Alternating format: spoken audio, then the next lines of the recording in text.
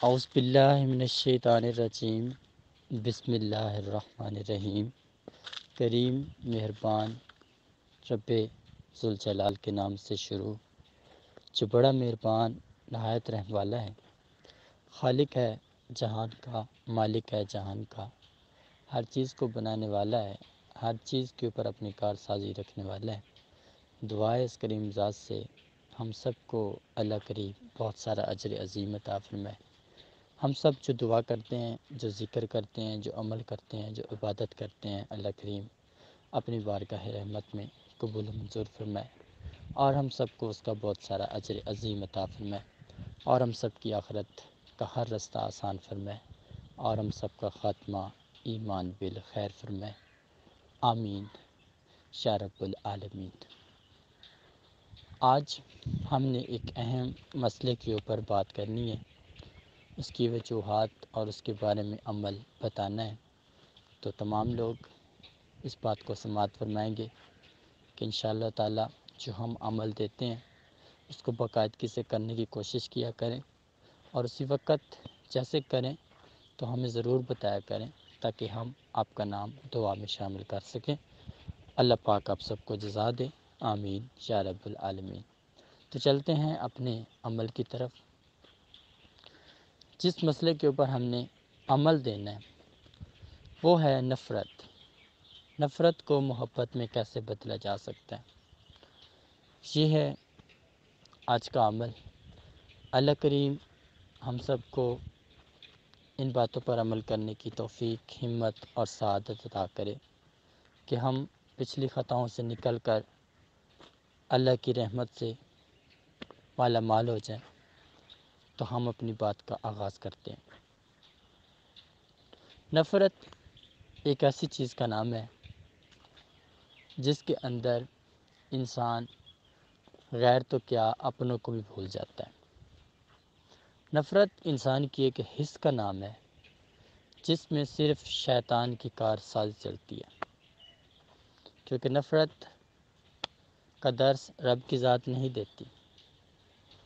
اس کے حبیب نے ہمیں نہیں کہا کہ نفرت کریں، بلکہ نفرت شیطان کی ایک حس ہے جس نے بہت زیادہ انسان کو خراب کی طرف راغب کیا ہے، نقصان کی طرف راغب کیا ہے۔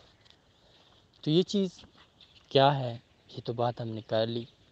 اب ہم نے یہ بتانا ہے، یہ جاننا ہے کہ نفرت ہو کیوں جاتی ہے، نفرت ہونے کی وجوہات کیا ہیں۔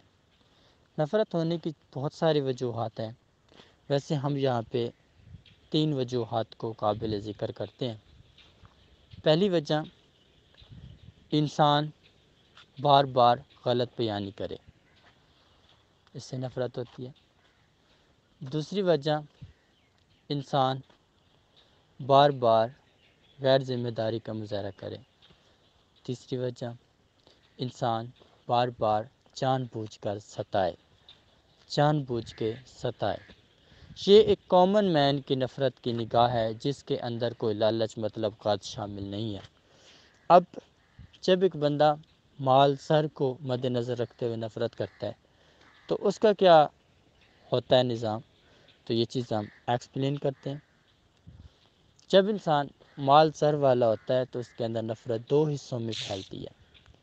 پہلا حصہ اس کو ایسا بنا دیتی ہے کہ وہ انسان اپنے رب کو بھول کر صرف اپنے مال کی طلب میں رہ جاتا ہے۔ دوسرا نقصان، اس کو ایسا بنا دیتی ہے کہ وہ بندہ بوڑھے لوگوں کے سامنے سے اس طریقے سے گزرتا ہے جیسے یہ اس سے بھی کمزور ہے۔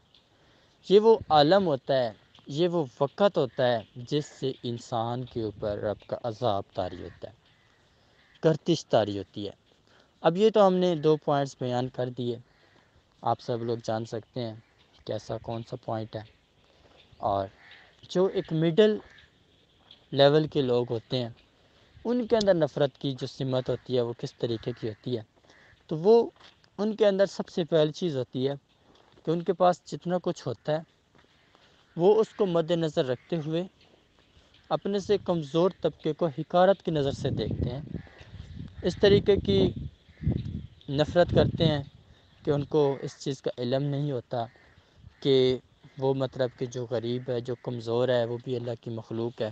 وہ ان سے اتنا غراوت رکھتے ہیں، اتنا عجیب سا روپ رکھتے ہیں، جس وجہ سے قدرت کی طرف سے سخت ان کے اوپر گردش آ جاتی ہے. دوسرے سٹیپ جو مڈل لوگ ہوتے ہیں، ان کا جو دوسرا سٹیپ ہے، اس میں وہ یہ کام کرتے ہیں کہ وہ لوگوں کے ساتھ جھوٹ اور فریب کرنے کی سب سے بڑا عمل شروع کرتے ہیں.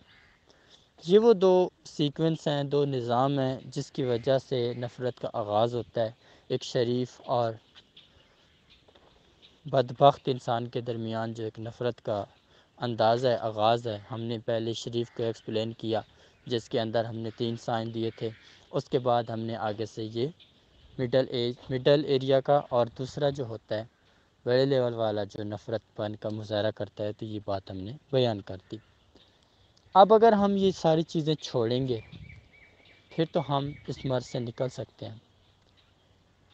جب ہم جان لیں گے، پہچان لیں گے، سمجھ لیں گے کہ یہ ہماری غلطیاں ہیں، یہ ہماری خرابیاں ہیں، ہمیں ان سے نکلنا ہے. جب ہم نکلنے کا ارادہ کر لیں گے، تو اس کا مطلب ہے کہ اللہ کریم نے ہمیں توفیق دے دی ہے کہ ہم اللہ سے معافی مانگ سکتے ہیں اور اپنے پچھلے خطاؤں کا اقرار کر سکتے ہیں. لیکن یہ تب بھی معافی ملے گی جب ہم وعدہ کریں گے، عہد کریں گے کہ ہم دوبارہ اس رستے کو نہیں اپنائیں گے جو ہمیں زندگی کی ہر مشکل کے اندر ڈالتا جا رہا ہے، مصائب میں ڈالتا جا رہا ہے. کیونکہ اب انسان نے تو یہ کام سر انجام دے لیے، لیکن اس کو یہ نہیں پتہ کہ ان کا سائیڈ ایفیکٹ کیا ہے، ان کے نقصانات کیا ہیں. تو پہلے جو اس کا نقصان ہے وہ یہ ہے کہ انسان کی اپنی ذاتی عزت داؤ پہ آ جاتی ہے، جس میں لوگ اس کی عزت کا جنازہ نکالتے ہیں. سب سے پہلے نقصان اس کو یہ ہوتا ہے. دوسرا نقصان اس کو یہ ہوتا ہے کہ وہ انسان خوش رہنا چاہتے ہوئے بھی اپنے آپ کو خوش نہیں رکھ پاتا.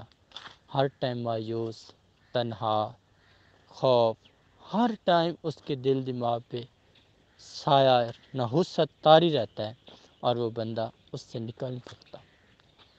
تیسرا جو اس کو نقصان ملتا ہے وہ یہ ملتا ہے کہ اس کی دعائیں قبول ہوتی رد ہو جاتی ہیں. کیونکہ جس طریقے سے وہ غریبوں کو ذلیل کرتا ہے، تو اللہ کریم بھی کریم ہے، رحمان ہے، اور اس کے بعد جبار بھی ہے، قہار بھی ہے. پھر جب اس سے حساب شروع کرتا ہے تو پھر اس کو بھی سیڑھی کے اوپر چڑھتے چڑھتے نیچے گرا دیتے ہیں، تاکہ اس کو پتہ چل جائے کہ ان کا بھی خالق ہے، میرا بھی خالق ہے. اگر میں نے ان کو ستایا ہے تو میرا خالق چھوڑنے والا نہیں ہے، کیونکہ ہم سب کی تخلیق اسی کے ہاتھ میں ہے، اسی نے ہم سب کو تخلیق کیا. اب جب ہم ان چیزوں کو سمجھ لیں گے، ہم اپنی معافی مانگ لیں گے، تو اس کے بعد ہم دعا کریں گے، اور پھر 3-4 دن باقاعدگی سے اپنا پروف پیش کریں گے کہ اب ہم کسی قسم کا کوئی گناہ نہیں کریں گے.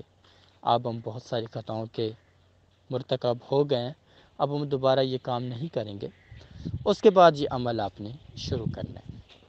اب دوستوں کے درمیان کی نفرت ہو، بہن بھائیوں کے درمیان کی نفرت ہو، استاد شاگرد کے نام کی نفرت ہو، میاں بیوی کی نفرت ہو، آپس میں 2 رشتہ داروں کی نفرت ہو، تو یہ ساری چیزیں اس نفرت کا خاتمے کی طرف جائیں گی جب ہم ان ساری چیزوں کو سمجھ لیں گے. کیونکہ کبھی بھی کوئی مسئلہ مصیبت آتی ہے تو ہمارے کسی نہ کسی عمل کے عوض آتی ہے، کسی عمل کا نتیجہ ہوتی ہے. تو اب ہم نے توبہ کر لی، ساری اپنی خطائیں ظاہر کر دی گئی. اب ہمیں پتہ چل گیا کہ ہمارے اندر کون سی خرابیاں ہیں، ہم کس طریقے سے زندگی گزاریں گے، ہمارے اندر کون سی غلطی ہیں، کہاں سے ہمارا حساب شروع ہو جاتا ہے. تو یہ چیزیں ہمیں معلوم ہوگی. اب اس کا عمل، جب آپ یہ ساری چیزیں سن لیں، ان کو اپنے اندر سے ختم کریں، اس کے بعد اس عمل کو شروع کریں. سب سے پہلے بعد نماز عشاء عمل شروع کرنے سے پہلے 2 رکعت نماز نفل توبہ پڑھیں، اور اس کے بعد 41 مرتبہ درود ابراہیمی پڑھیں. خانہ کعبہ اور مدینہ شریف دونوں جگہ کا تصور بنائیں اور یہ کلام پڑھیں، اور اس کے بعد دعا کریں. دعا کے اندر اپنی پچھلی زندگی جو آپ سے ہو گئی اس کے اندر اور کچھ بھی نہ بولیں، صرف یہ بولیں کہ جو کچھ ہوا ہم معافی چاہتے ہیں، آئندہ ایسا نہیں ہوگا۔ اس کے بعد اپنا جو آپ کی ذاتی پریشانی ہے، تکلیف ہے، وہ رب کی بارگاہ میں پیش کریں کہ اللہ کریم آپ کو سکون دے، امن دے، آپ کو دنیا کے سامنے ایک اچھا اور بہتر بنا دے۔ تو یہ چیز آپ نے ذہن میں کر لینی ہے، دعا میں شامل کر لینی ہے۔ اگلے دن سے آپ نے یہ عمل شروع کرنا ہے۔ سب سے پہلے اول و آخر 3 دفعہ درود پاک 134 مرتبہ